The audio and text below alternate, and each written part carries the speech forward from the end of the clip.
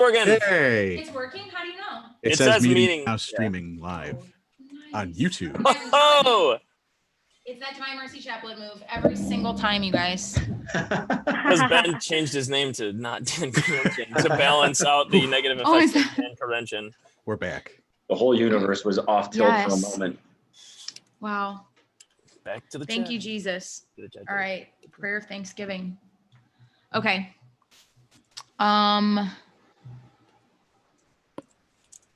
We're probably like YouTube always glitches out when that happens. So it probably says we're streaming like 8 times, but whatever. It'll all go away. All right. Okay. All right. So may we cool. begin? Let's do it. Yep. Let's pray. All right. Let us. Behind. Okay. All right. So today is the feast day of St. Thomas More, as everybody knows now, because it's the second time I've said it. And he's a beast. And so this is a prayer by St. Thomas More. In the name of the Father, the Son, and the Holy Spirit. Amen. It's called a prayer for good humor. Grant me, O Lord, good digestion and also something to digest. Grant me a healthy body and the necessary good humor to maintain it. Grant me a simple soul that knows to treasure all that is good and that doesn't frighten easily at the sight of evil, but rather finds the means to put things back in their place. Give me a soul that knows not boredom, grumbles, sighs, and laments, nor excess of stress because of that obstructing thing called I. Grant me, Lord, a good sense of humor. Allow me the grace to be able to take a joke, to discover in life a bit of joy, and to be able to share it with others. In the name of the Father, the Son, and the Holy Spirit. Amen. I watched Man of All Seasons for the first time like 2 weeks ago. Oh, yeah? Oh, so good. So good. I was really impressed. Yeah, it's really Awesome. good. Okay, we got to like speed through this intro process because we just lost 14 minutes. Granted, I guess we'll just go to 9:15 now or whatever. It doesn't really matter. Anyway, so Sure. hey guys, what's up? Zach's with us today. And also Ben Rahimi and Kristen. Do you spell, is it Deasy? Is that how you say your last name? DC, yeah. Okay, cool. Like Washington, D.C. Oh, nice. Like DC. Got it. Okay, cool. Nice. So you guys have I think a particular expertise, maybe is the right way to say this, on this particular topic, the topic of mental health and Catholic spirituality. So I don't know if you guys just like kind of want to intro yourselves. I think that's usually the best way to do this. Ben, do you want to go first? And then Kristen, you can intro yourself as our first female guest, which is just so great. Cool. Go for it.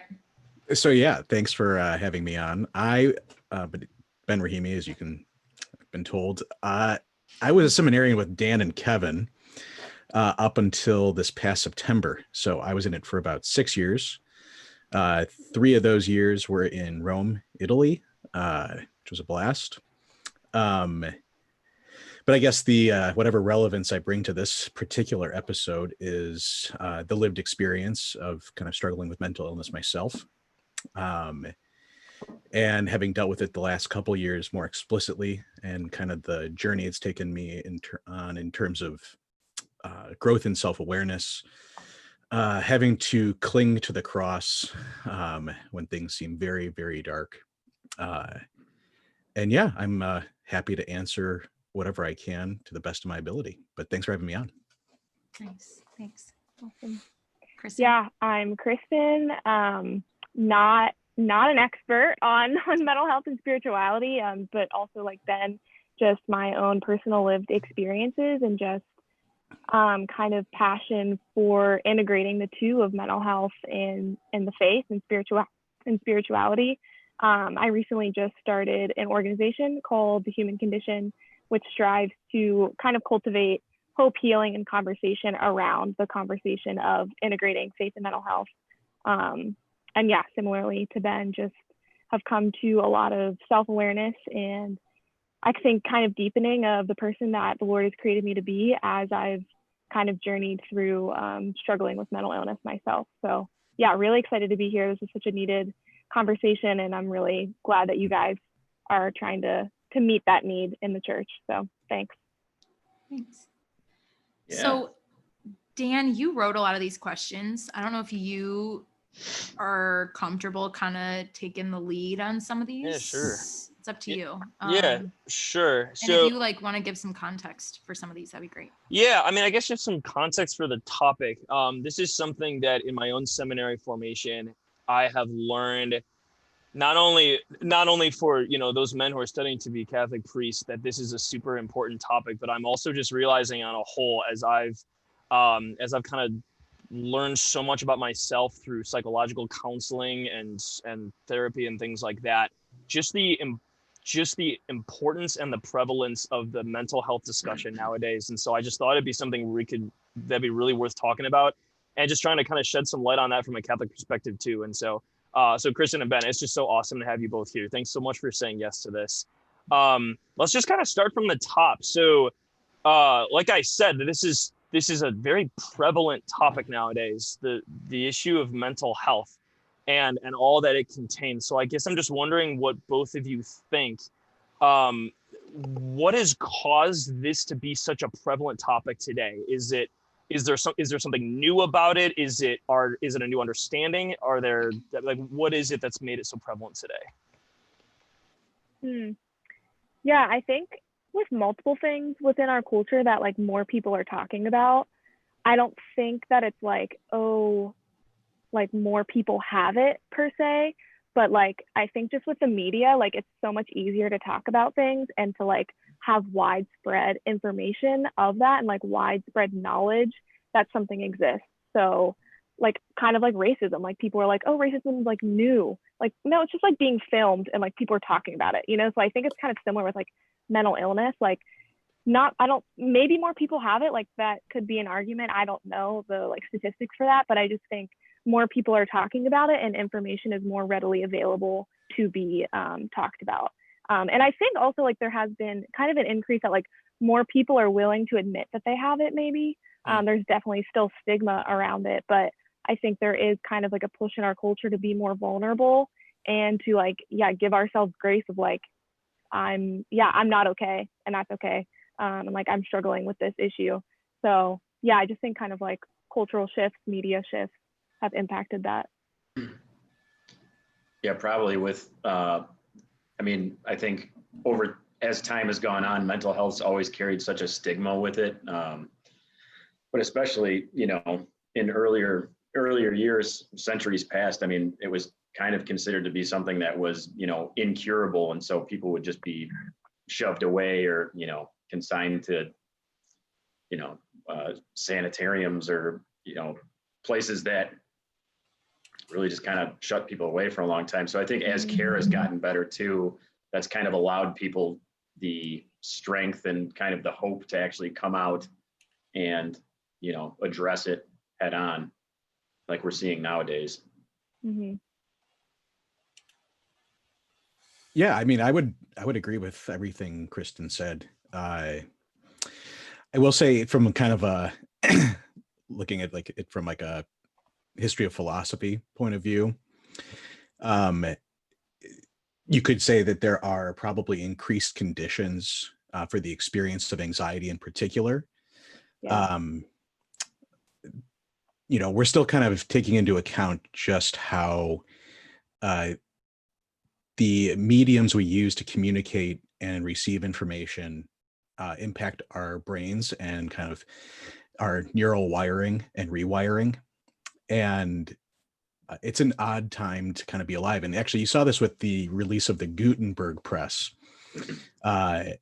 Was the same kind of feeling I think a lot of people have right now, which is there is so much information and that's anxiety inducing that we've never had before. And that was the same exact sentiment that writers were expressing when the printing press was first invented.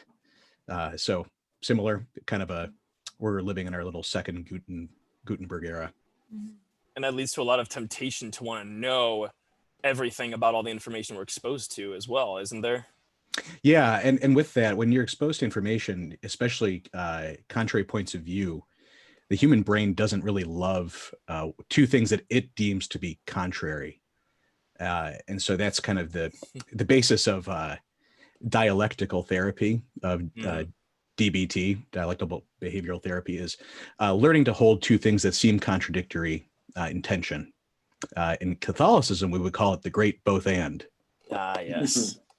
Hold it in tension, right? The two ends. Yes. So, okay, the three of you used, I think what's a very important word to discuss is stigma. So can we talk a little bit more about that? It certainly seems like there's like a stigma still exists when it comes to mental health, but it sounds like maybe perhaps that's on it's like, that's something that's hopefully gradually making its way out just as people understand mental illness better. But so what's up with this? Like, what's up with the stigma? Like, why do we treat mental illnesses different than physical illnesses? Like, what's up with that? Kristen, go ahead. Yeah.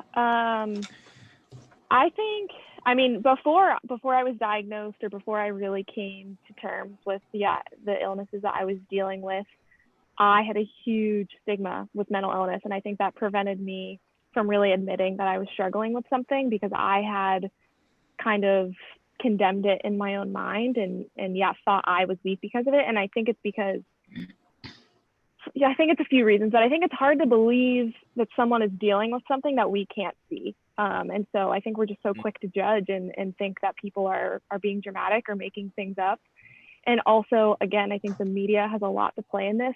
My only exposure to mental illness prior to experiencing it myself was seeing it in the media, so on TV, commercials, in the movies. And I think it's either romanticized, and so it's kind of like made up to this kind of like thing that doesn't exist, and it's just kind of like a fantasy romanticized thing, an edgy or thing or something. Falsely,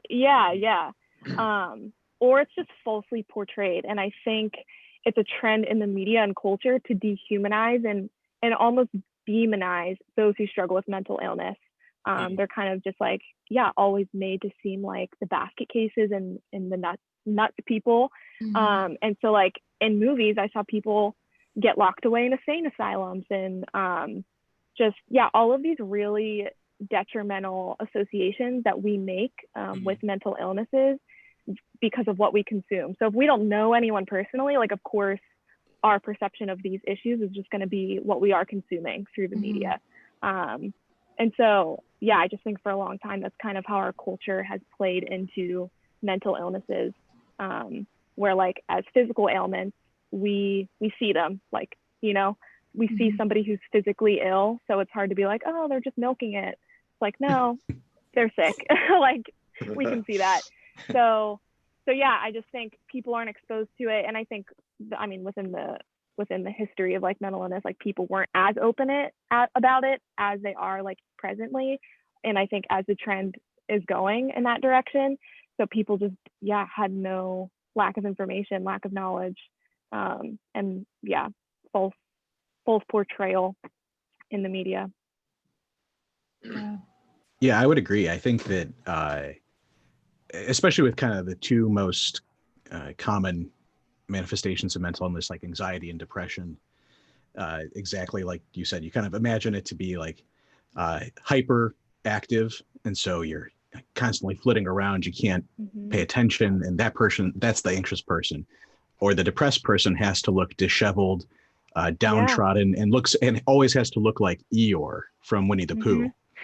And that's just not the case. I guess speaking personally, like I come from a fairly typical suburban family, and the desire to kind of achieve was definitely a strong point in our growing up. And we were taught to present ourselves well, and that served me well in a lot of ways. But when it came to my own struggles with anxiety and depression, it did not serve me so well because on the outside, I looked fairly successful, responsible, and able to deal with most things and function. But internally, I was just a mess. And so that when I finally kind of opened up to people in my life about this, a lot of it was oftentimes like, wait, what? You? No, can't be you. And it's like, well, yeah, no, definitely me. You guys, I'm a little curious if you don't mind. And I mean, certainly, please don't feel pressured to share any details that you would rather not, but I'm a little curious what the process was actually like for you, for both of you, in realizing like that you yourself potentially had a mental illness and that that was something that you needed to look into. And now you're, in a place that you're discussing that with us in a pretty public way, which is obviously so cool. And I think at least gives me the impression that you're on the path to healing, whatever that might look like, and maybe that's a question you can answer. So I'm just kind of curious what that journey actually looked like for you personally. Yeah, I resonated a lot with what Ben was saying. Like, to the outside, like, yeah, I had it very much together, very put together family. Kind of, to me, I was like, there's no reason I am depressed. Like, I wasn't giving myself the permission to feel how I was feeling, despite that, like, yeah, my external circumstances were good. I thought there was kind of like these prerequisites to, like, you have to have divorced parents and a terrible home life and X, Y, and Z. And like, that will justify you being depressed. And so I was like, I don't have any of those things. Like, my parents love me. Like, I don't know. It was really hard for me to give myself permission to feel that way. And I think ultimately, like, kind of my process was, I was getting so good at putting on these masks every day and like being an extrovert and being social and doing all the things. And like, appearing to be normal to my family and like close friends. Yeah. Or like ultimately putting on that show just gets exhausting. Like, you can't do it anymore. And like, it starts to slip and your act doesn't get as good or believable anymore. And so luckily, like, my parents were like, that's not our daughter. Like, she's not herself. And so I'm really grateful that they were able to like kind of notice some of those signs. And I was super hesitant at first when they wanted to start taking me to therapy in high school. I was like, I don't need to see a shrink. Like, I don't know who you think I am, but I have my life together. I get good grades. I don't need to go talk to someone about my problems. And so I like totally BS therapy at first. I was like, this lady knows nothing about me. She's trying to tell me I have all these issues. Like, that's bull crap. And then so it was like, still trying to like put up this show to make people believe that I was fine.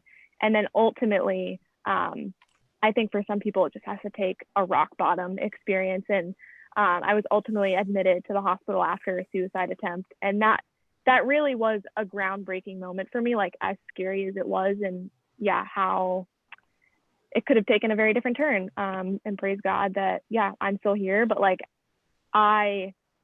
so much good came from that experience, because it was just such a wake up call for me to be like, Kristen, you don't have to pretend anymore. Like, it's okay to like advocate for yourself and like get help. So that was really when it dawned on me, like, okay, I have these issues, and it's okay to address them. And it's actually good to address them if I want to live like a full and happy life. So I think sometimes it just kind of takes those like rock bottom experiences to have a wake up call for yourself. And then that kind of just started the whole healing process. And it's definitely, healing's just an ongoing process.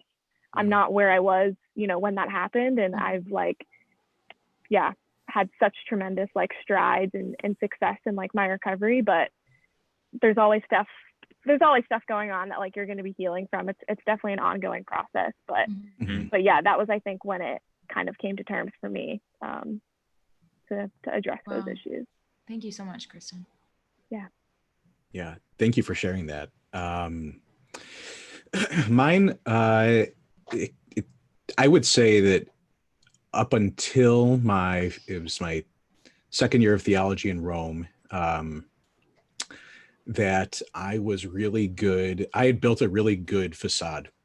I built a really good wall, and there were very few people that were ever allowed really past that. I would do a lot of what I talked to Dan about this, like curating brokenness. And so I would give people just enough of what I thought that they needed to hear about something that was broken in my life, so that, they'd be like, oh yeah, he's just like me. Like, we're all human. But then they wouldn't dig any further. And after I had my one and really only severe panic attack happened in Rome. I'd gotten back from a road trip through the Baltic states, and I felt like I was having a heart attack, but there was no pain. And I was just terrified. It was total fight or flight. I had the thought, I was like, I just need to leave seminary right now. Need to leave. But at this point, I had gotten so good at keeping a mask on that I genuinely thought I was having maybe a heart attack. And I looked at the phone wondering, oh, should I call the priest who's on duty to ask for help or to go to the hospital? But no, I shouldn't wake him up. I don't want to be a burden. And so for the next week, I just literally sat in my room. Didn't go out for anything, meals. I kind of would have some meals brought to me in my room, but didn't tell anyone about what was going on. And that kind of began a process of now beginning to mask and stuff what was going on there. It took the development of what they called obsessive compulsive disorder to really kind of make me hit rock bottom. And I guess for those of you who don't know, it's a type of anxiety disorder. There's really no cure for it, but it can be managed quite well. I'm still in the kind of early phases of learning how that works. But I don't have external compulsions. So I don't wash, I don't clean, I don't check externally. And so it's all up in my head. And for me, it's the obsessions about a fear of suicide. And so it's constantly being afraid that at some point in the future, I would be in a situation or lose a loved one, a job, blah, blah, blah, that would set up the conditions where taking my life would be an attractive thing. And when those thoughts first came into my brain, I didn't know what to do with them. I had never had thoughts like that before, and now I couldn't get them out of my brain. And so they were taking up hours out of my day. I couldn't focus. And so I started just kind of trying to keep my brain distracted, and it was not a healthy experience. The whole time, not telling people what was going on. And I guess where my story gets a little bit different is in the juxtaposition of discernment in the midst of this. And, from when the time you start seminary, everyone and their brother tells you, it's like, well, the devil doesn't want good priests. And so he's going to be doing his darndest to get you out of seminary. Whether it's a good old fashioned chalice chipper or just leaving the hard life of a priest for the milk and honey of corporate America. Right. And so, you learn to try and take things, you take the temptations to leave with a grain of salt. And I was kind of like, okay, well, maybe this is all just some, quasi Jobian experience where I'm being tested by God, and it's going to be, bliss on the other end of this. So I am just going to head down, buckle up and get through this. And that was killing me. And finally, I would say it took this mental illness to break down a lot of other walls that I built up in my own spiritual, emotional, relational life. And so at this point, I can say that there are graces that have come from it, while at the same time acknowledging that I wouldn't wish this on my worst enemy. Thanks. Wow. Thank you both so much for your vulnerability and sharing that. Ben, I want to ask you a little bit more about kind of a theme that was coming kind of towards the end of your story, where it's like, and whether this is discernment for seminary or whatever it is, like probably the easy temptation to spiritualize mental health. Like, oh yeah, this is just the devil. Like the devil's just trying to get at you. He's just scratching at you. This might be kind of like the $1 million question that we talk about in seminary, but I think it's just relevant for Catholics in general. So what role does spirituality play? And what role does actual professional psychological understanding and help, how does that all play into our Catholic understanding of ourselves? Kevin, you ready for this? I'm always ready, Ben. Always. Grace and nature, baby. Here we go. So, and by the way, just tell me to shut up at any point. No, you're do not even worry about that. That means get the popcorn, everybody. Ben, shut up. It's gonna be You're good. done. You're done. You're actually done. Bye.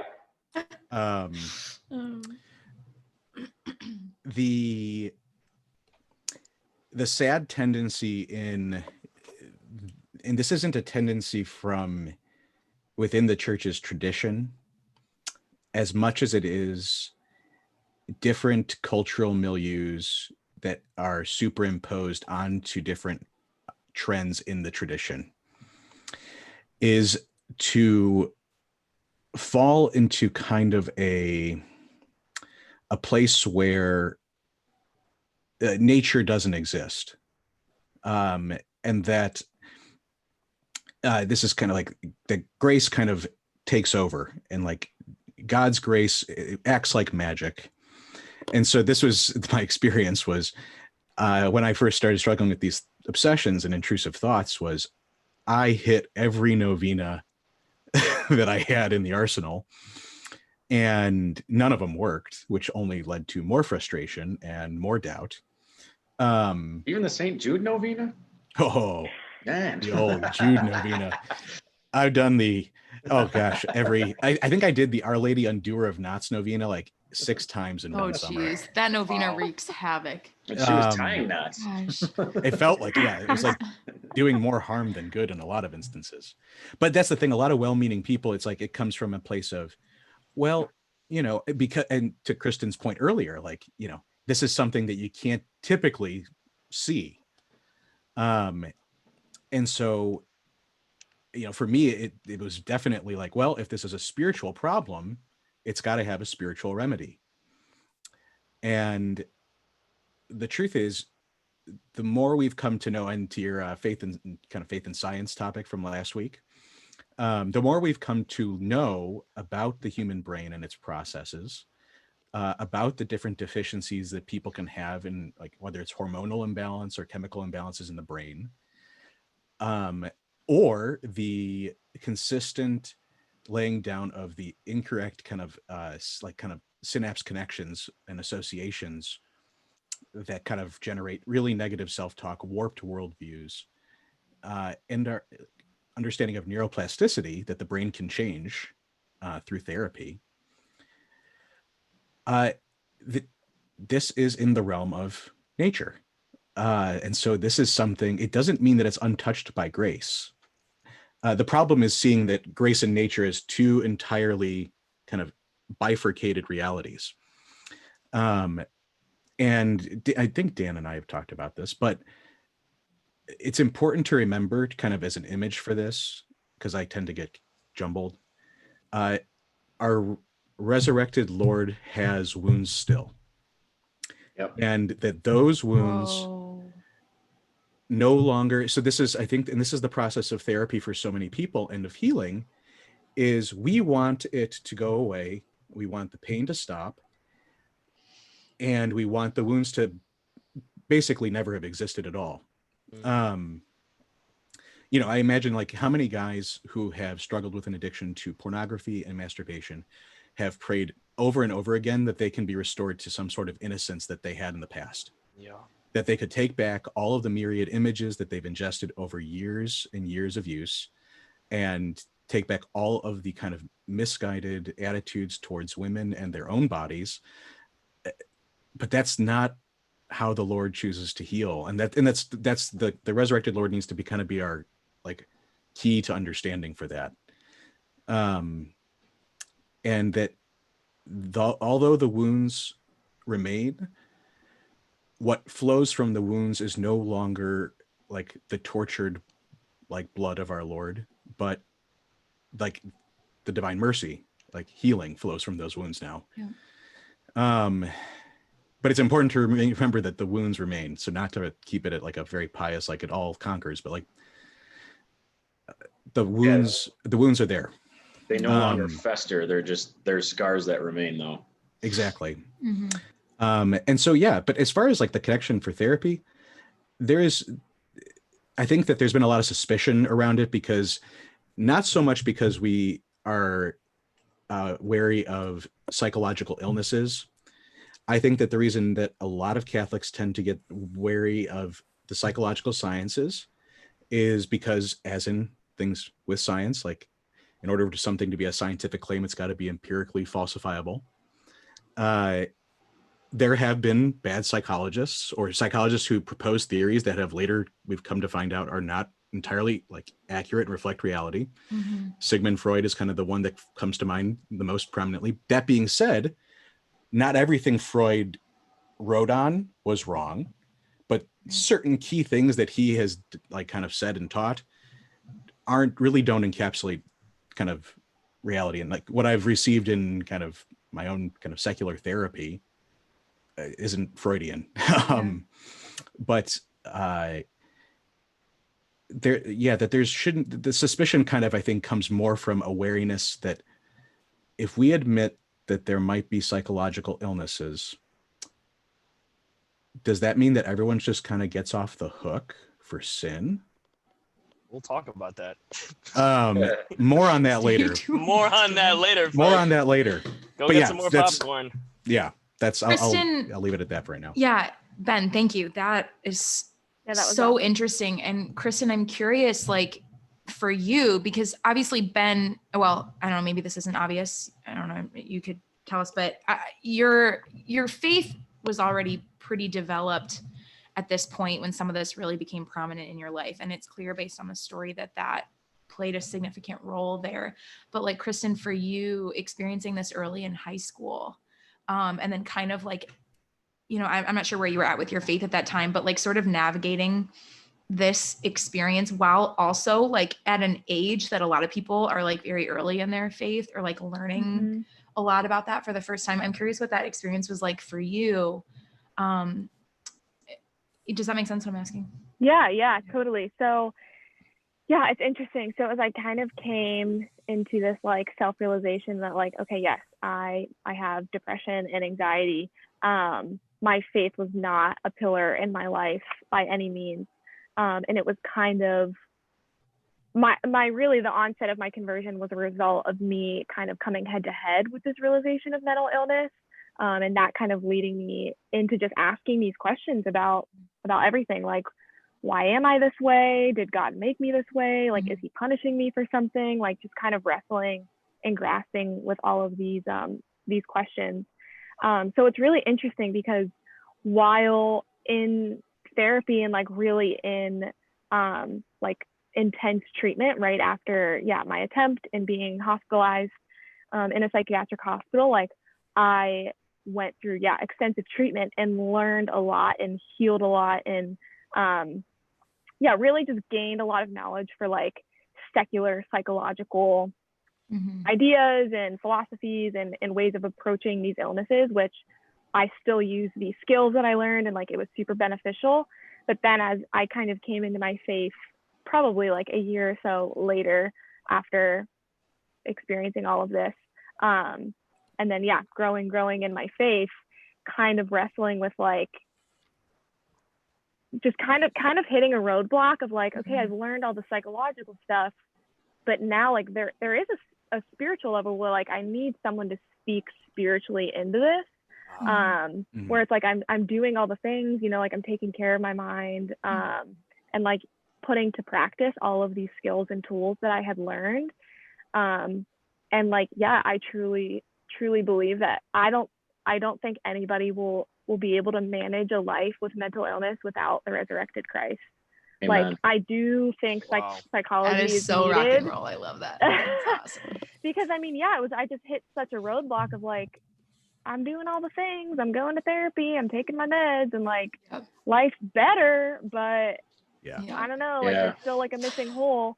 And like, until I really first united my suffering to Christ on the cross and saw that like he actually desired to be so intimately close with me through my suffering, that like that's where we meet Christ most intimately, is like through our suffering.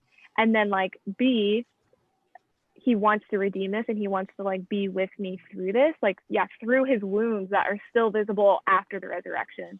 And so I think it's been an interesting journey, because it was kind of like a twofold like conversion, like a mental illness conversion and then like a faith conversion, kind of all happening all at once. And then that kind of just led me to see the deficits in the church of where we lack on talking about mental illness, kind of the negative narratives that are really present in our church and that people still really hold true, that are really wounding to people who are experiencing mental illness or know people who are. So then that just kind of snowballed into kind of everything else. But I hope that answered your question. Yeah, that totally answered the question. I totally jive with that too. I'm sorry to cut you off. No. Go ahead, Zach. Go. I haven't really like formally declared it on this podcast, but I mean, I too struggled for a long time with depression and especially anxiety. I mean, anxiety is something that doesn't just go away. Right. And it's what you said about, eventually kind of the way I've always looked at it is, or not always, actually, it was a fairly recent discovery where even speaking to my spiritual director, he said his counselor straight up told him at one point, in the past that, I can't heal you. Like, there's only so much I can do. And he said it was kind of a light bulb moment for him. And, I've since come to recognize as well, after having seen a therapist for 4 or 5 years, work-related things, past-related things, whatever, you get into this groove where you learn all of these psychological concepts. And so you're kind of viewing the whole world through this lens of psychology, right? Yeah. And there's a term for everything. And so you start analyzing other people and be like, oh, well, their parents are divorced, or, they had an alcoholic father, or so it makes sense that this and this and this. Mm-hmm. But it's a dramatic oversimplification of this entire of the subject of mental illness. You know? Totally.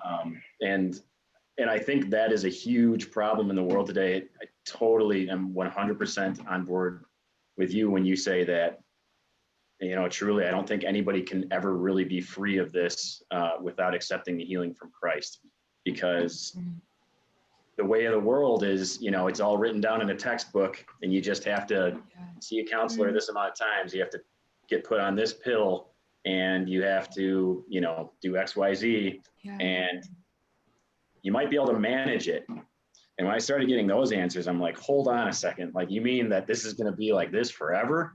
Yeah.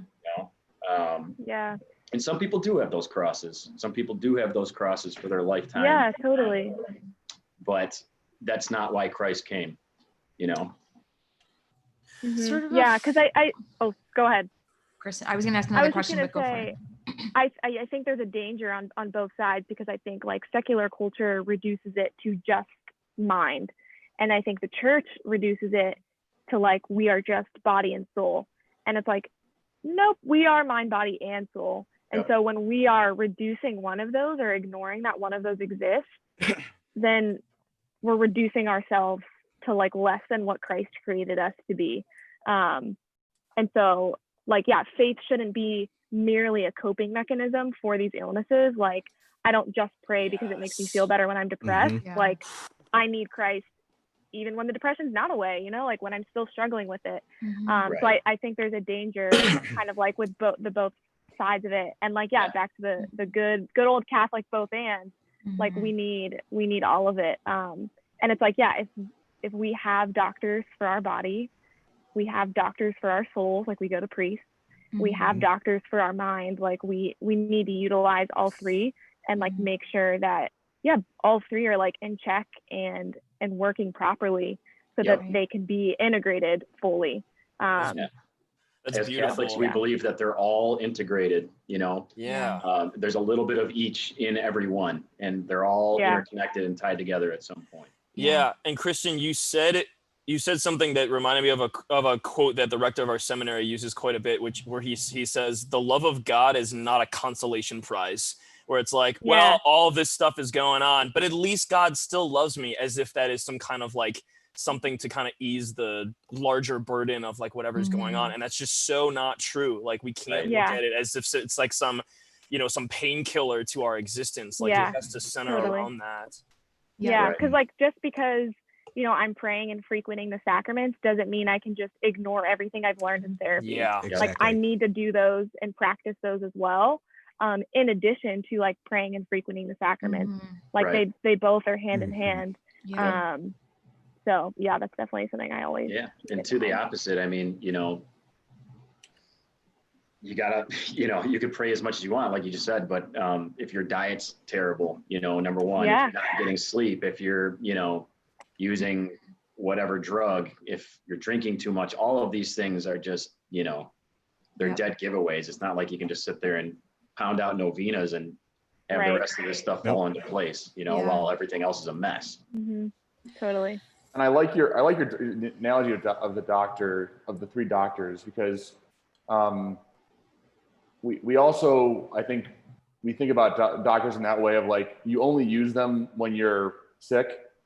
But I think like, I don't suffer from any mental illness, thankfully, but I do I do see a counselor at Mundelein. It's a helpful thing. It's kind of like it's keeping yourself kind of in tune before things potentially go off the rails or something like that.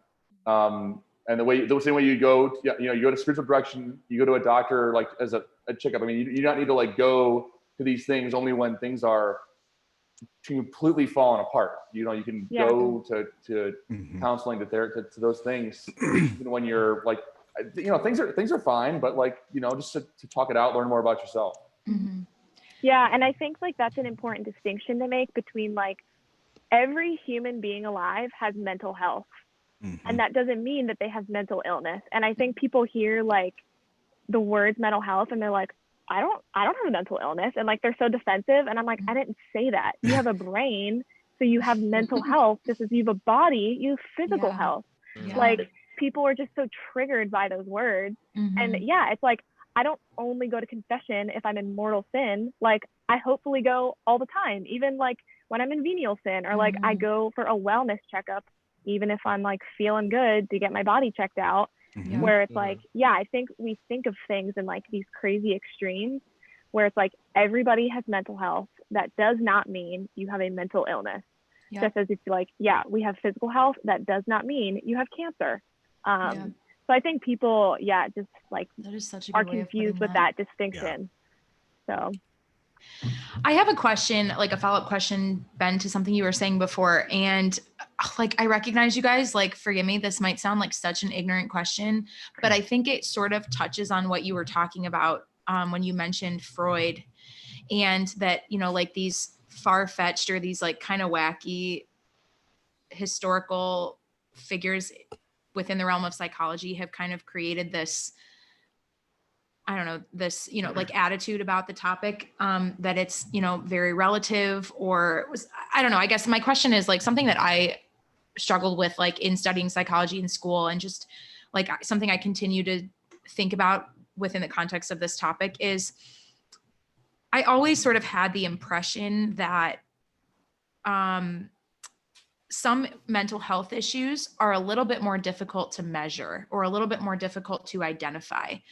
And so I guess for me, in looking at this topic, there was maybe a fear that a doctor, a secular doctor, and this is like, I guess it's a lack of trust issue, right? In like professionals, that I have this skepticism of like what medical professionals are telling me. And I'm just curious what your experience has been with that. Like, do you think that that's at all?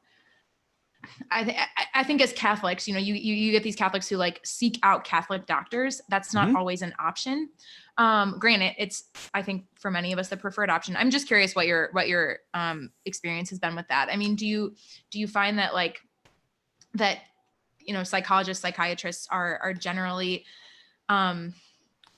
they're generally pretty reliable? Are there things that you have encountered that you're like, this was a problem for me, or I was leery of this, or does that make sense what I'm asking? No. Yeah, it makes perfect sense. The quality of a provider, if a provider does not respect your value system, like of what's inherently valuable to you. So in like my case, obviously my Catholic faith is an important thing to me. They're not going to push you to abandon wholesale your Catholic faith. That said, I think that because you have to kind of, I guess, when you have a mental illness, especially something with like anxiety or depression or obsessions that kind of result in shame, you're probably already living in a world with a very distorted image of God the Father already. And that it can be both very helpful to see a Catholic psychiatrist or psychologist. Mm-hmm. It can also be really beneficial to not see one, as you have secular people tell you, like, that's weird. That's like, I didn't think that was how Catholics viewed God. In terms of, and like, interesting. and Whoa. Again, not every single one's going to be up to the task on that. Yeah. But Yeah. in my experience, it's actually been fairly helpful. I have seen both Catholic psychologists and secular. Like the ones I've been going to recently have been secular. Mm-hmm. And then I guess to the other earlier point about like the suspicion around psychology, it's important to remember that like anything in the sciences is first and foremost trying to describe something that they are seeing in reality. Whether or not the theory that they come up with accurately depicts what is really happening is a different question. Mm-hmm. But so that's why it's like to even kind of to be like I love making fun of Freud. I wrote part of one of my thesis papers on him, but recognizing that it's like he wasn't just making this up out of thin air. Yeah. He was basing it on some sort of evidence that he was seeing in treatment. But when I first started going to therapy, people, a lot of my Catholic friends, their first worry was, well, are you seeing like a Catholic psychologist? Are you seeing a Catholic psychiatrist? Yeah. But the truth is, like, there was one Catholic psychiatrist at the seminary that I saw, and he was kind of a pill jockey, and that was his game. So again, like in any branch of medicine, you're going to have good actors and bad actors, people who are more effective and less effective at their job. But I would say that for an effective provider, regardless of their religiosity, should be able to, again, hold both your faith in tandem with the care and skills that they need to teach you to help manage your mental illness. Yeah. Wow. Thank you. Yeah. Good question. Sorry, I've hijacked your questions. Do you want to go back to your questions? You don't. No, that was No, I will not. He's like, was no, really let's just awesome. jump ship on all my questions. Kristen, do you have anything to add on that? I don't want to. Yeah, no, I think that's an interesting point because so when I was first diagnosed and started going to therapy, I saw a secular therapist for 5 years, and it was awesome. She was great. I would recommend her to literally anybody. But then it was kind of at a point where I was like, maturing in my faith and was doing, all the cognitive behavioral therapy and doing all the skills where it was like I wasn't suffering severely anymore, where I wasn't in the learning phase of learning how to manage these things. I was just kind of at a plateau, but a lot of stuff spiritually was coming up, just past wounds and stuff that was kind of seeping into my prayer life and the way that, I saw God or was living out my faith, that she totally, respected my faith and knew that it was important to me and helped me. But I think she saw it as a coping mechanism.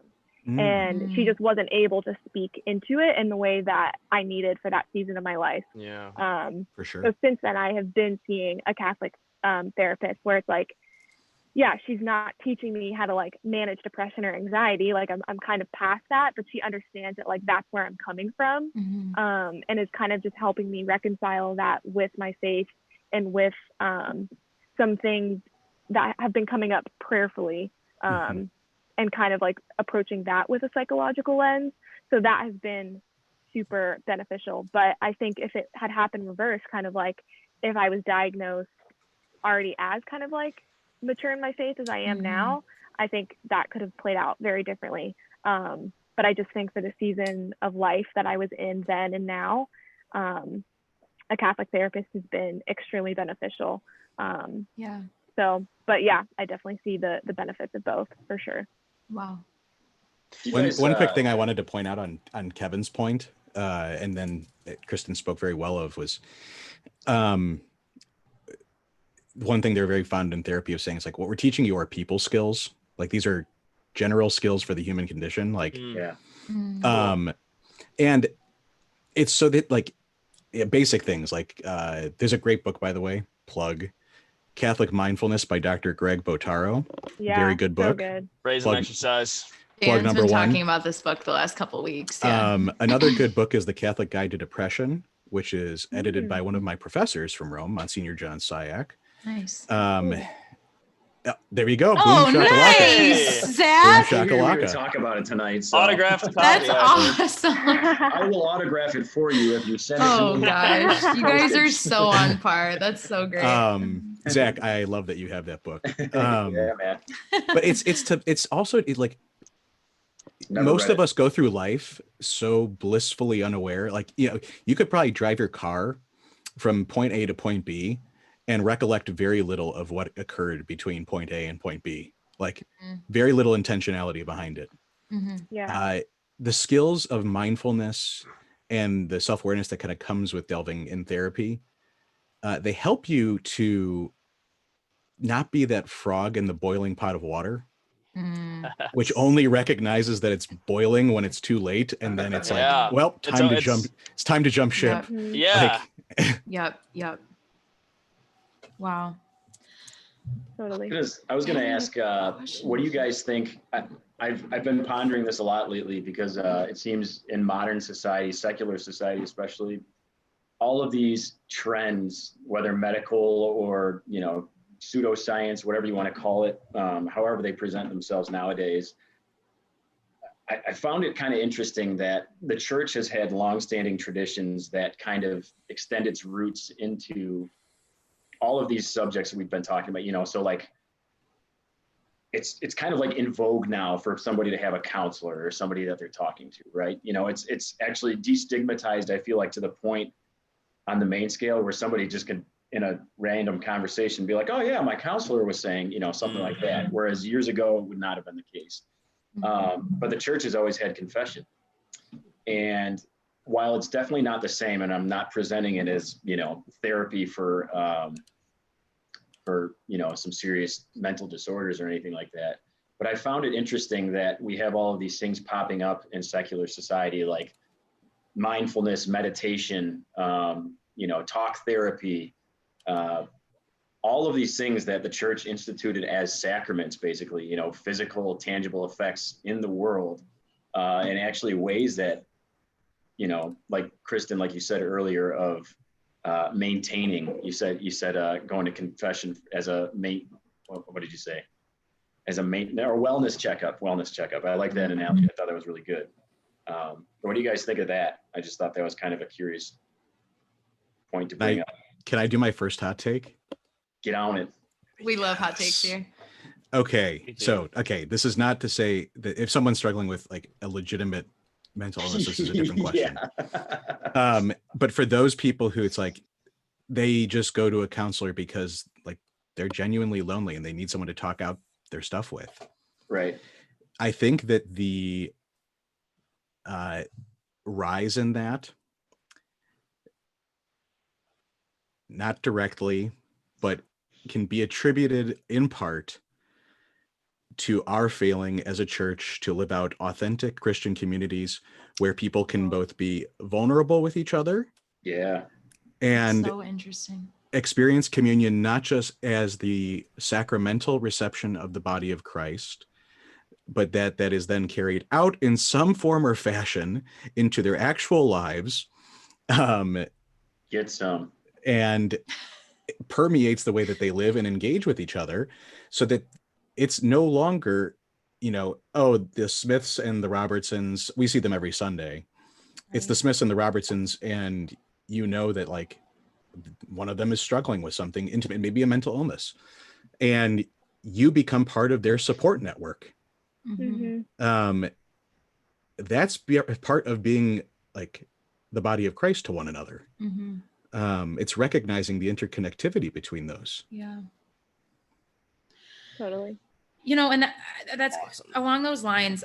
I think that a lot of that need to like be vulnerable and talk with other people and like share ourselves is part of the process of healing our own wounds, like sharing that burden with other people. And I'm curious what you all think about, like, how do we reconcile, wounds that we have, like spiritual wounds that we have as a result of experiences we have had, because that is real. Like we've mentioned, like people who have been children of divorced couples have been mentioned a couple times. And there are real spiritual wounds that come with that experience, as is the case for many other experiences.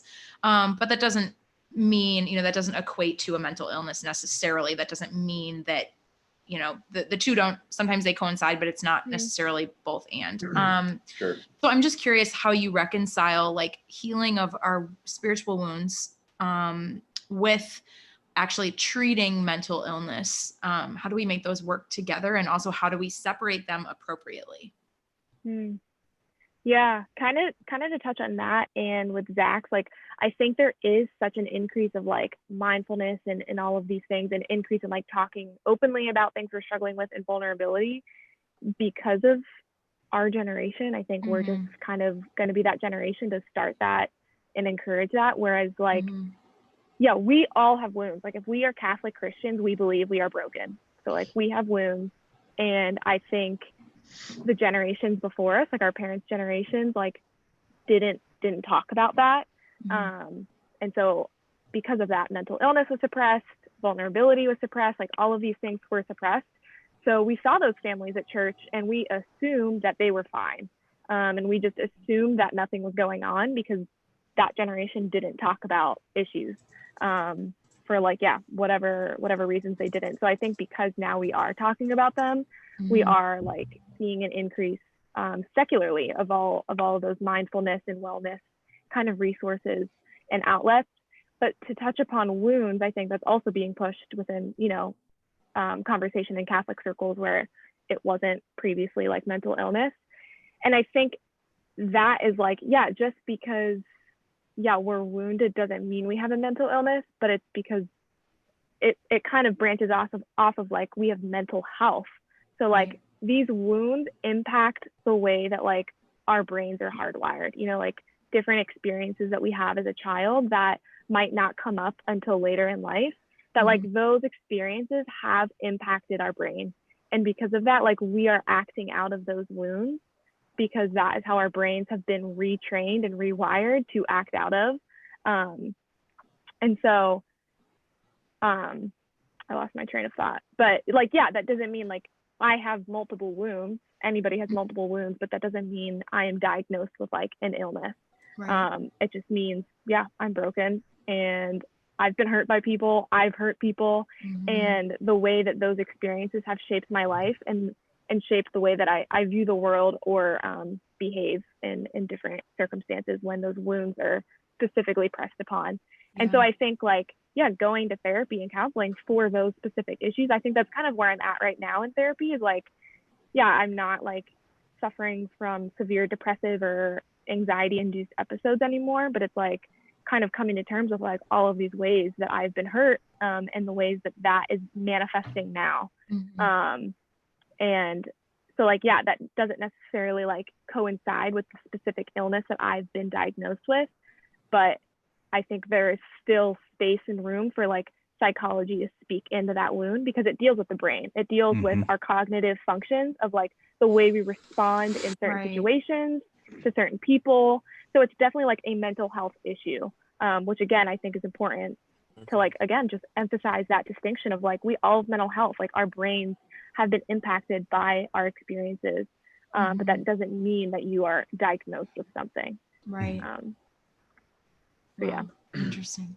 Can the two of you, well, the three of you really, can you guys talk about what your experience is in the way that you view God? maybe even kind of like but not necessarily in a before and after, but just like, how has your perspective of God changed? How do you view God now? Like, what does that look like in the context of just even the way, even the way you look at yourself, the way you look at others? Can you speak about that, like in terms of your own experience with mental illness? I can say, so I think my experience with depression, primarily it was a bad depression, and then anxiety. And I would say for myself, at least, my primary experience has always been, it was kind of a coming of age for me. And it's kind of where I began to, it's a long process. It didn't happen overnight, or I'm not even sure if it's happened now, but it's really been a long process of switching gears from this prideful attitude of self-sufficiency. Like, I can get it done myself. I'm going to hack this. Especially, like, honestly, so much of this came to be during my career in the fire service. And so it's even more an atmosphere of like, you can't talk about this to anybody. If anybody finds out about this, like, you're not going to be able to hack it. You're in amongst a bunch of meatheads. And, I was like one of these guys, acting tough the whole time, like nothing's going on, just stone-faced, living in my own private world for such a long time. And that transmitted to, my personal life, or to my spiritual life also, just one of total self-sufficiency and, calling on God when I needed him, rather than where I like to think now it's shifted to more of an attitude of, I need you all the time, no matter what. I can't do anything without you. And also, just growing in a deeper intimacy, just of true love, rather than this utilitarian idea of a father. And like I said, it shifts, it comes up and down, and it's been a long road. But for me, that's kind of the appearance it's taken. And so it's really just called me to cast myself fully into his arms, ultimately to this just point of, he's asking for this great detachment of like, you struggle with these things, but I'm always here, and you do need me for everything. And, I say, yes, I do. And I thank you for everything, because, I'm worthless without you. Yeah. Kind of like what we were talking about earlier, if I rely purely on the way of the world, science, to solve all of my problems, I'm only ever going to get to, whatever roadblock, and I'm just going to be looking down the road the rest of the way, I hope that kind of answers, just gives a little bit of a visual. It does. Thanks, Zach. Yeah. I'm sorry for calling the firefighters the meatheads. Wouldn't care. I do it to their face anyway. Dude, Zach, when you're talking, man, thanks for being open about that, first off. Oh, yeah, for sure. I don't know, like the image of like the stained glass window. So if like we're creating the image and likeness of God, like we're a stained glass window from the get-go. It's murky. And like the lack of dependence, or like dependence purely on like, one form of kind of scientific knowledge without acknowledging the need for other things, the stained glass window stays dark and or dusty. And when you start shifting your expectations about dependence to being, I don't need to be dependent just in this area, I need to be dependent in every single aspect of my life. It becomes brilliant and shining. And that's when you have light shining through that stained glass window. And that's what it sounds like has happened more in your life. It's an ever deepening process, but it's a good way to think about it. Yeah. I think for myself, you can analyze past wounds, you could analyze generational stuff, which I believe plays a factor or plays a role. You can analyze whatever you want as to what exactly has caused these struggles. But at the end of the day, all of these sufferings throughout our lifetime, they're a continual call and a push I mean, really, you know, just kind of a beckoning for us to come closer to him, to God. Yeah. Yeah. Yeah, I definitely God. resonate a lot with that. I think it's kind of like, yeah, coming to terms with all this in psychology has expanded my understanding of God, in the sense, kind of all back to the mind, body, and soul reference of just like, he cares about every aspect of me. He doesn't just care about me at church on Sundays. He doesn't just care about how much I'm praying every day. Like, he is so, just so present in each aspect of my life, and wants me to also like take care of each of those aspects. And so I think as I've come to really embrace like mind, body, and soul, and really work towards embracing them, I've learned more about myself and who I am, in becoming more of who God created me to be. Because if I'm not paying attention to one of those areas of my life, then I'm not going to become who I've created to be, because I'm not paying attention to a component of who I've been designed as a person. And so I think it's just been learning a lot about myself, and then learning a lot about who God is, and how he cares intimately and deeply for me in each of those aspects. Just not reducing myself to one over the other, and really just looking at all of them as equally important. Wow. So yeah, you know, while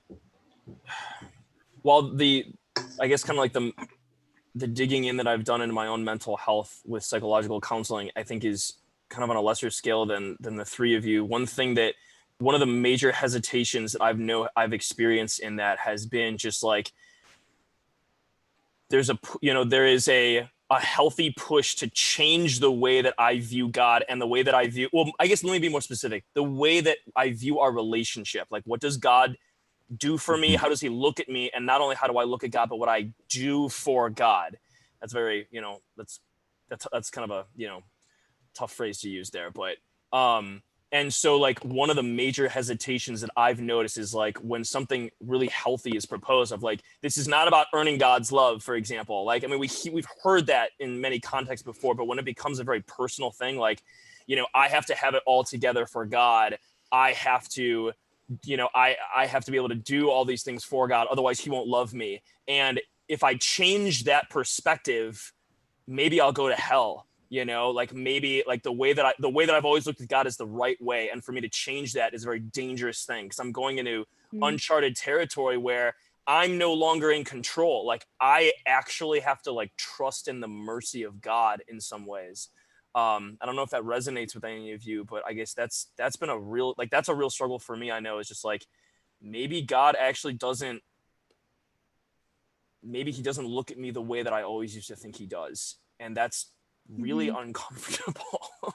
Yeah, definitely. And I think another interesting, I mean, kind of tie into that a little bit. So we started something up. The state of Illinois has individual fire department peer counseling services at each department. And I'm actually on the department on the counseling service for my department, because the firefighter suicide is, I think it's far more prevalent than the general population. I think depression and anxiety and other mental health, PTSD, especially in the fire service, is 5 times the normal population. That's interesting. I think the past few years, actually, more people have committed suicide than have actually died in line of duty deaths. So it's just, it's like, it's pretty much parallel with military style PTSD. Wow.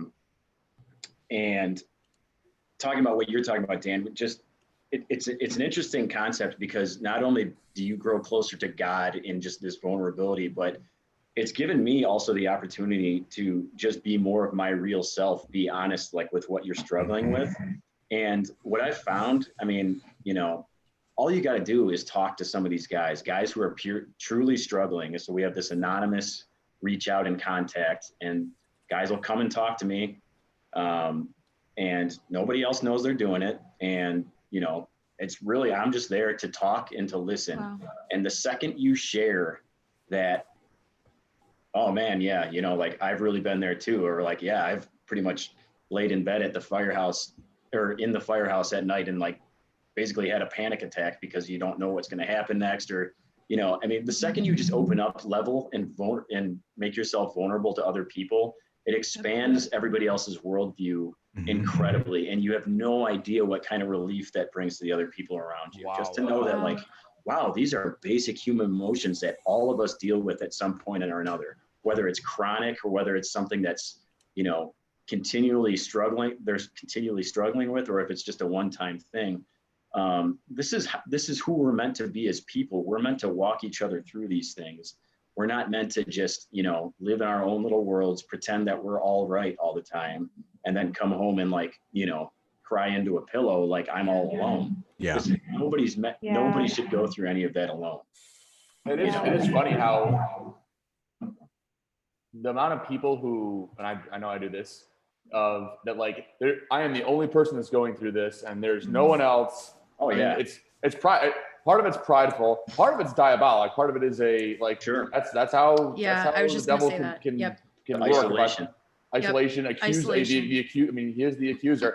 I just related. I just helped with a marriage prep course over the last 5 weeks, and we did one on a whole session on conflict, and like the end of it, like all the couples said, like, wow, we're really glad that we talked about this because we thought that we were the only ones going through these things. And I'm like, I was watching, like, these are some pretty basic, like, yeah, if you're a human being in a relationship, you're gonna go through these things. And you have these couples preparing, you know, engaged couples saying, oh, we thought we were the only ones going through this. And you know, at one point you're like, well, that's kind of are you serious? But also it's like, I've been there. Like I've been like, I'm the only one going through this certain situation. And it's, you know, as much as we tell ourselves that it's, you know, not the case, or we hear it from other people, but yeah, to your point, Zach, just hearing that other people are doing this, like even if they provide zero solution, just hearing that, oh yeah, that happens to me too. It helps so much. And somebody who's gonna, you know, if you had that type of vulnerability or that kind of, you know, openness to describe some sort of struggle that you're having to somebody, and they totally, you know, flat out reject it or just can't handle it, or say like, oh, you know, you're weak, you need to strong arm your way through this. I mean, that person is only lying to themselves too, you know? I was just going to say, I think that's more about them than it is about you at that point. Yeah, absolutely. Yeah. Absolutely. I mean, you see that all the time, you know, whether or not you're in, you know, my line of work, I mean, that's another common sentiment on the street. And that's why that ties into the whole idea of, you know, stigmatization of mental health, is because everybody to a certain degree wants to believe that they're strong enough to beat whatever they're struggling with. But I mean, hey, the statistics don't lie. I mean, suicide, you know, all of these other things that are extremely prevalent and actually only, unfortunately, you know, going higher and higher as time goes on, you know? So we need real solutions, and we need, it's just such a burden off of somebody's back when they know that they can talk to you and you're not going to shame them for something that they're going through. Yeah, I think that's just so important that you brought that up, because I think that's where the spiritual warfare aspect of it comes in, where it's like, do I think depression and anxiety are merely spiritual forces? Like, no, I think they are real, but I think the devil capitalizes on them, and I think he uses them to his advantage, especially like, having people not talk about what they're going through and convincing them to live in shame and fear and isolation, and not seek out those resources, because as soon as something is brought to the light, like, it's the Lord. So as soon as like people are going to therapy and like talking about these like deep-seated, you know, issues that they've been dealing with for years and have never told anyone, like as soon as that is spoken, sorry, that's the Lord's now. Like, get behind me, Satan, because that's no longer yours.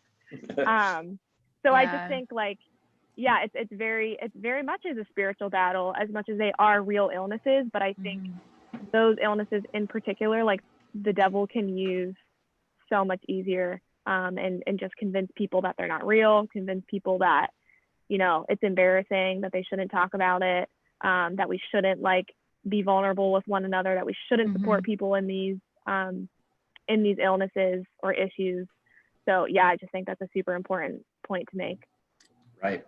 There's a, go ahead, Zach. No, I was just going to say really quickly, and again, being open with these things only points directly back to the source too, you know, like this can be, you know, I think all us three shared, you know, this kind of pointed back to some things early in our life, you know, not always 100%, but like, you know, this is how you can go back and clear up some things in the past.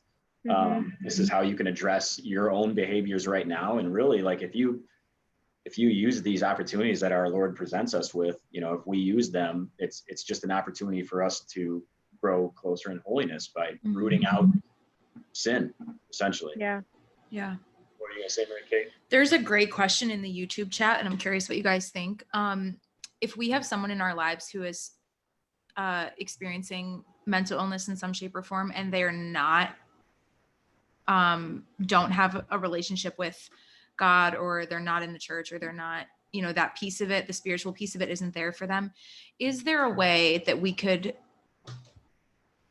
help encourage them in that direction? You know, I mean, is there a context for that conversation? Because I do think that that's obviously, in light of all of this, that is kind of a touchy, you know, I don't know how you do that in the right way, you know? Are you asking, like, how do you encourage them to seek help in general, or like seek the Lord, or? Well, I guess seek the Lord. But I also see, obviously there is a place that, you know, it's very important for them to seek help. And I think that maybe that's a little bit, well, it's probably not an easy conversation to have with some people, to be honest. And, you know, maybe you guys can share your take on that too, but how do we, I guess both, and, you know, like, how do we encourage them to engage where they need to engage? So with mind and also with soul in this instance. Yeah, totally. I mean, I think my advice for anyone in that situation is always just like meet the person where they're at. Like don't kind of like push them too much, like to be an overbearing presence, but like meet them where they're at, love them where they're at, and also like encourage that vulnerability. Like as soon as you get them talking, like they will have the freedom to kind of like like hear out loud what they're experiencing. I know like so much it was so good for me to just like vocalize something and be like, wow, like I feel like I'm like kind of understanding this in a new light because I just vocalized it for the first time. And I think that kind of gives people the freedom and drive to like want to seek help, because I think ultimately at the end of the day, at least for like seeking, you know, mental health help, people are their biggest advocates. Like your friends and family can advocate all they want for you, but at the end of the day, it's up to you to like talk in therapy. Like I got nothing out of therapy for the first 2 years because I did nothing but bull crap around and talk about nothing. So as much as you're willing to be open and like advocate for yourself, like that's like when you're actually gonna like get a real diagnosis and like have the therapist like really work with you with what you're experiencing. And I think like I know for me what helped a lot was, again, hearing other people's stories of mental illness and like recognizing that I wasn't alone. Just through multiple different outlets. There was a few like nonprofits I was following at the time that were super helpful. And then if you want to like push that person in the direction of the Lord, like maybe giving them some resources that touch upon like Catholicism and mental health and spirituality. So like I mean, like Catholic Psych is a great resource as well. I'm going to plug the Human Condition. But like, there are like, I think a few resources kind of coming up in the church that touch upon these issues. Cause I think people have the perception that like, oh, the church doesn't touch this topic. Like that's off limits for church people. Like God doesn't want to deal with someone like me. And so I think just like encouraging that, like, no, like the Lord also wants to meet you where you're at, and he doesn't love you any less because of what you're experiencing. And so those are just some of my tips. Wow. Especially to the I think it is like it's been the case, I don't know for how long, that it has felt like the church hasn't really touched the kind of question of the human psyche, even though like, I mean, he's an Orthodox desert father, Evagrius of Ponticus.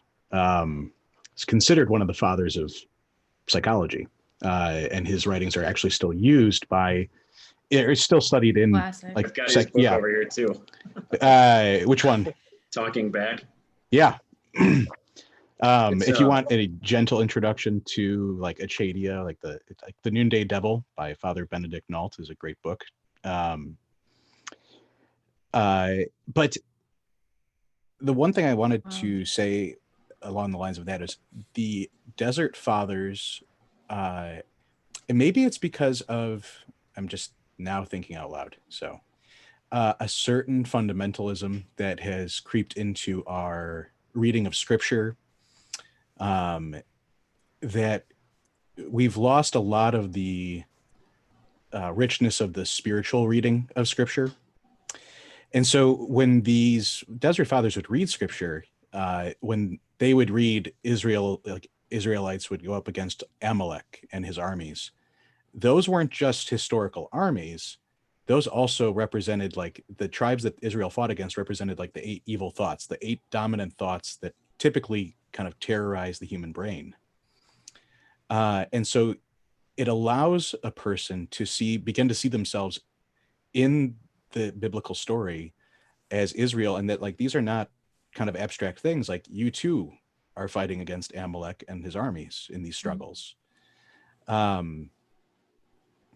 And so, yeah, the richness of kind of that spiritual sense. And then as well, like the psalmists kind of being the vanguard for any and all emotional outpouring to God. I just wanted to read a very, very brief chunk of Psalm 88, which Dan and Kevin should know very well. The Lord is my shepherd. There is nothing. Stop it. Lord my God, I call for help by day. I cry at night before you. Let my prayer come into your presence, so turn your ear to my cry. For my soul is filled with evils. My life is on the brink of the grave. I am reckoned as one in the tomb. I have reached the end of my strength. Like one alone among the dead, like the slain lying in their graves, like those you remember no more, cut off as they are from your hand. You have laid me in the depths of the tomb, in places that are dark in the depths. Your anger weighs down upon me. I am drowned beneath your waves. I don't know. When I read that, and when I've prayed that, especially in some of the darker moments, those were the only things that could give words to what I was feeling inside. Wow. Were some of the Psalms. Wow. That's beautiful. And it makes sense. Like the Psalms express the full range of human emotion, and it should free us to express those same emotions to God. Again, it's kind of the hygienic Christianity that's like, you know, the Lord sits over there and he gives me things when I need them. And I, in turn, don't really, I don't beleaguer him with my petty little things. I deal with those either with, my therapist, or with a bottle of alcohol, or with a computer screen. But I think if we allowed ourselves to be completely emotionally vulnerable with the Lord, like, because that was the thing before then, I most of my holy hours were probably like little intellectual, gratuitous sessions where I just kind of like, oh, I had an interesting thought during prayer. That meant prayer was good. Oh, I had a pious thought. That must be nice. Like, God loves me today. And it took this just kind of, it took my house built on sand being swept out from under my feet to finally have to lay down in front of him and say, like, I've got nothing. Yep. Literally nothing. And I can't stop the things in my brain. And evidently you're not about to stop them the way I want you to. Wow. So how, if this is what it is, what are we like, how does our relationship move forward, Lord? Yeah. And that's where it's like, yeah, like Barron's very fond of saying, the Lord loves working through secondary causes. And they don't have to take the form that we most want them to take, whether that has to be like, it's like, if we require, it's like, well, it has to be not just a Catholic psychiatrist, but, a Catholic psychiatrist who agrees with my version of like the church and really like kind of spirituality. So to open yourself up, and that's kind of, again, the nature of dependence, is you don't get to make the claims as to how these gifts are given. Ben, I have a very specific question in response to that, and Mhm. do not feel obligated to have an answer because it's really specific. But I don't really struggle with mental illness. I don't struggle with mental illness, but I've got other stuff, as we all do. And not that long ago, I was praying on Corinthians when Paul talks about the thorn in his side. Oh yeah. And there's just something there for me that I go back to on a regular basis about abandonment and abandoning that thorn to God and allowing him to take that weakness and make it, a manifestation of his power. And I'm just curious for you, if you've thought about that a lot. I mean, what does abandonment look like? And, Kristen and Zach, for you guys too. I mean, have you been able to live abandonment in a way that it's tough, right? Because you have to take the practical steps that lead you to health, physical health, mental health, whatever. But also there's this level of like recognizing that I just can't control it all. And I'm just curious what does it look like, right, Dan? What does that look like, The perennial question. What does it look like? Yeah, exactly. So I think that for each of us, it's going to look different. Mm-hmm. And that's because, so like when Christ took to himself a human nature, and wedded himself to humanity, that allows grace, like, so on, like on the cross, like grace flows from Christ into each of our particular circumstances. So it's not going to look the same for me as it is for Zach or Kristen, Kevin, you, Dan. Mm-hmm. But I will say that the abandonment is kind of like doing the one right thing I know now. Mm-hmm. So for example, like going to therapy, getting to therapy in the morning is my abandonment. Yeah. We kind of have to shed the idea that abandonment takes the form of like, again, kind of like a Protestant once saved, always saved, where it's like, I abandoned myself to the Lord. In the Catholic version, it'd be once abandoned, always abandoned. Right. And that's just not how it works. I mean, I want it to work that way because it would be a heck of a lot easier on my life. Yeah. But there's actually, I'm a nerd. I'm a big nerd. And it's why you're So here. And why we invited so you. earlier during the podcast, I grabbed my edition of Introduction to Christianity. Welcome back to seminary. And I've got like all of my theological library down here, so it's entertaining. So Benedict writes, and this is about Therese of Lisieux, which I think we're going to get here anyway at a certain point, about saints and mental health, because this is probably one of the areas where I think Kristen is totally right, where the church has done a great disservice, not on purpose, but just kind of in the way that we write about saints. But we'll get to that. So I'm curious about that. Benedict is writing about Therese. So to her, religion really was a self-evident presupposition of her daily existence. So it was just normal for her. Yet this very saint, a person apparently cocooned in complete security, left behind her from the last weeks of her passion, shattering admissions that her horrified sisters toned down in her literary remains, and that we have now only come to light in the new editions. Yeah. For example, she wrote, "I am assailed by the worst temptations of atheism." Her mind was beset by every possible argument against the faith. The sense of believing seems to have vanished. She feels that she is now in sinner's shoes. And that is, to someone who, like, from the inside looking out, to be totally tormented by thoughts that don't seem to be your own is part and parcel with those like obsessions. And there's a great book, it's called Can Christianity Cure OCD? And it goes through the lives of like Martin Luther, Therese of Lisieux, Ignatius of Loyola. I quibble with parts of it, but it was an interesting read. But yeah, that like we can like these things are the abandonment process is lifelong.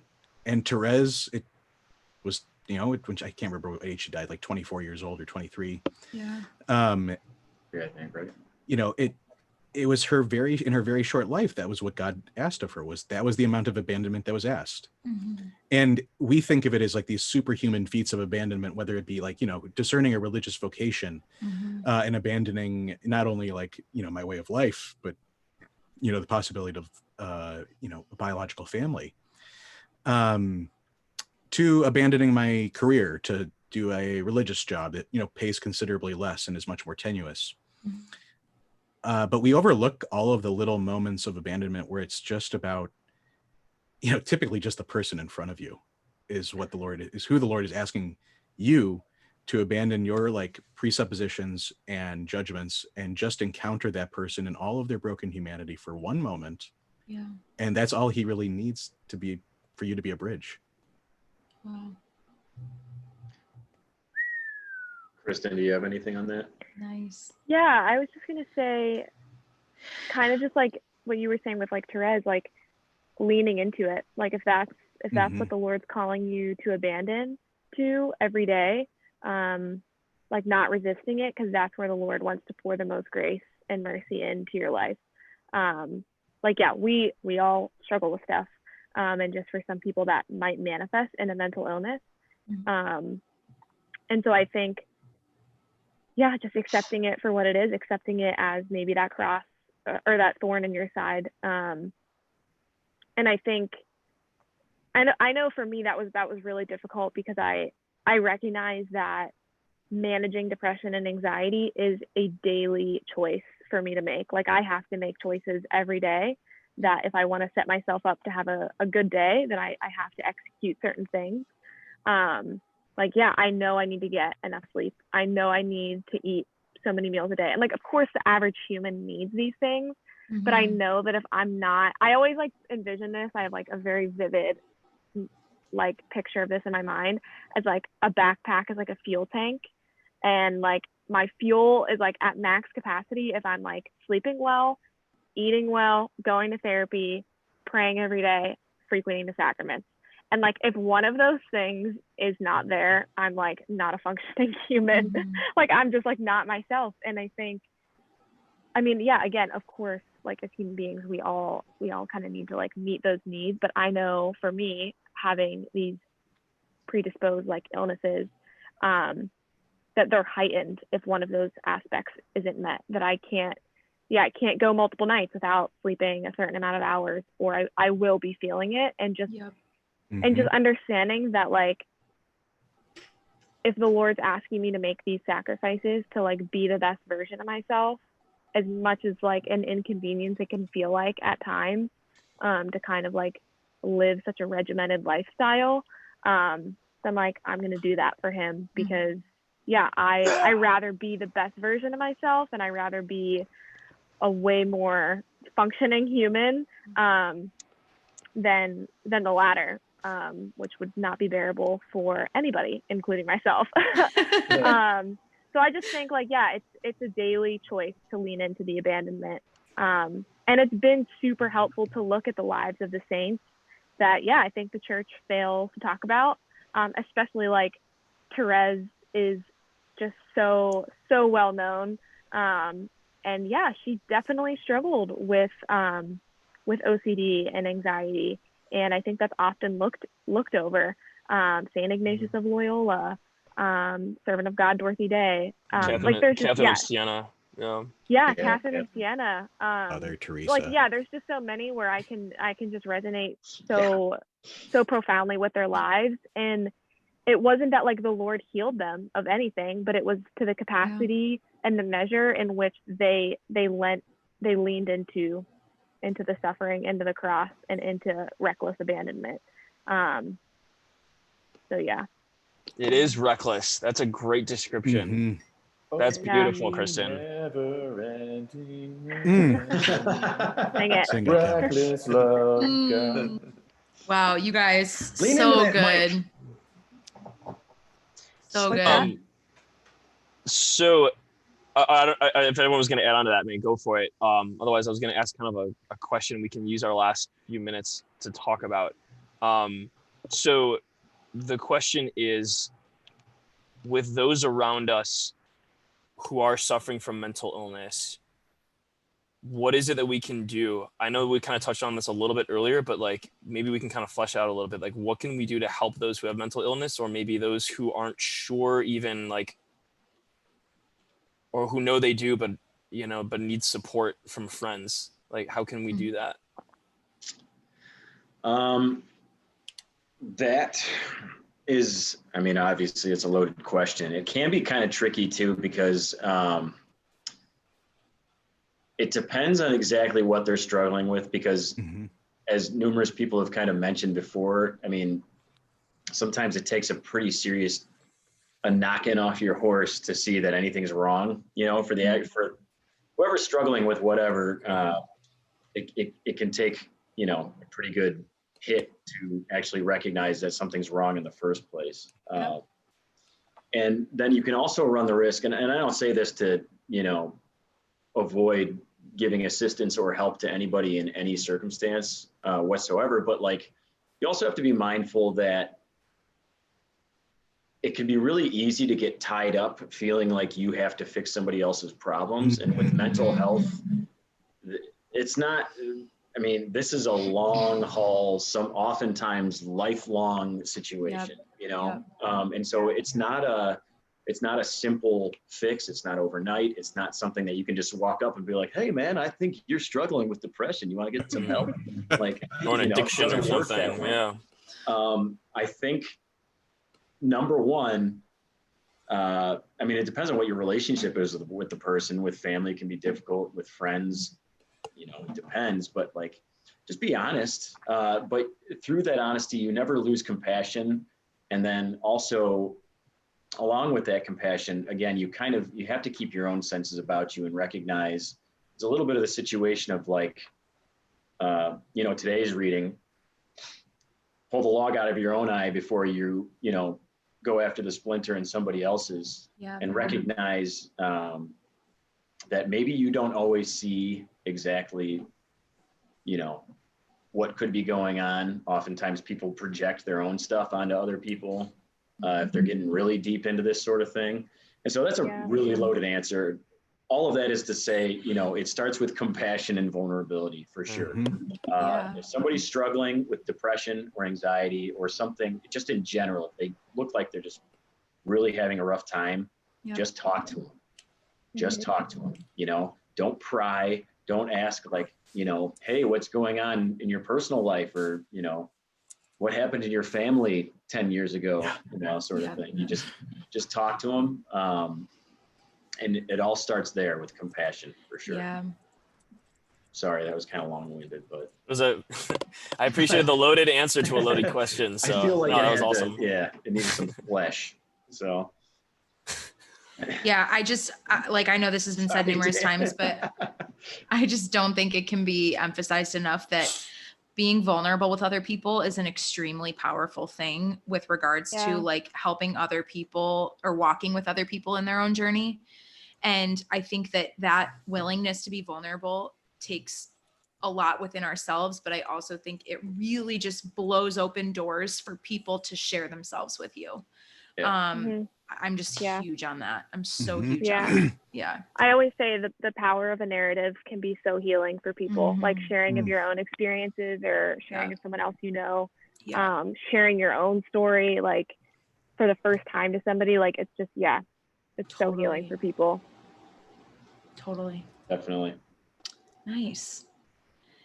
Any last minute thoughts? I know we said we were only going to do an hour, you guys, but first we were 15 minutes late, and then this was just like so good. There did not feel like a natural way to cut anyone off, which is awesome. We were definitely going to go to 2 hours on this one.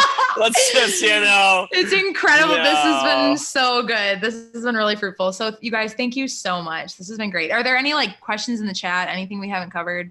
Dan, you got anything you haven't shared or nothing that would asked? The questions that would lengthen the conversation far at more than 2 hours, but that's why we have a lifetime to talk about this. So Sorry, listeners. All right, we got to pick a comment of the night really quick. Okay, so the best part is that we now have Anthony and Allie Both. Now they're competing, and so now it's like the competition is truly upping games. I think. Is that what you've been laughing at, Dan? We needed some flesh. Needed some flesh. Yeah. So needed some flesh. This is not the dating episode, Zach. That's from Anthony. Or I think my favorite one so far is Anthony saying Zach's book club is greater than Oprah's. Well, my man Anthony's always there. Such a beautiful man. Allie got it last week, I think, right?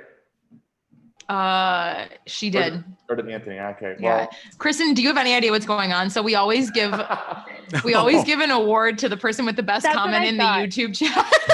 I love that. Yeah, it's not in our group chat and the Kevin O'Malley comment of the night. Yes. Otherwise, I'd win every week. Just kidding. It is okay, Dan. I'm just kidding. Such a great. Oh, Anthony, congratulations! You get it. Oh, we didn't even vote. Okay, Anthony. Yeah. Cool. Sounds good. Zach's book club greater than Oprah's. Yeah, that's a good comment. Okay, cool. All right. It's cool. Oh boy. Oh gosh. Okay. Well, that's a closing prayer. Does anyone have a closing prayer they want to offer? Benjamin does. Nice. Okay, so this is going to be someone who I wrote a second fairly long paper on criticizing everything he ever did in his life, but now I find myself using a prayer of his. Interesting. It's a prayer of patient trust by Teilhard de Chardin. So in the name of the Father and the Son and of the Holy Spirit, amen. Amen. Above all, trust in the slow work of God. We are quite naturally impatient in everything to reach the end without delay. We should like to skip the intermediate stages. We are impatient of being on the way to something unknown, something new. And yet it is the law of all progress that it is made by passing through some stages of instability, and that it may take a very long time. And so I think it is with you. Your ideas mature gradually. Let them grow. Let them shape themselves without undue haste. Don't try to force them on, as though you could be today what time, that is to say grace, and your goodwill will make of you tomorrow. Only God could say what this new spirit gradually forming within you will be.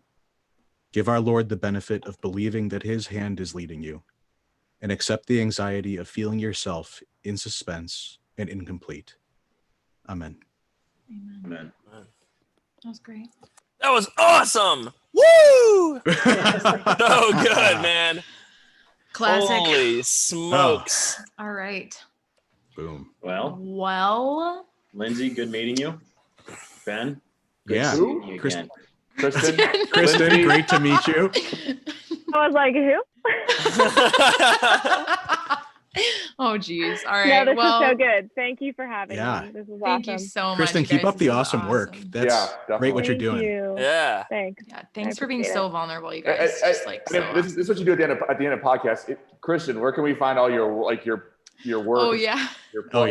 Give a little plug for your work.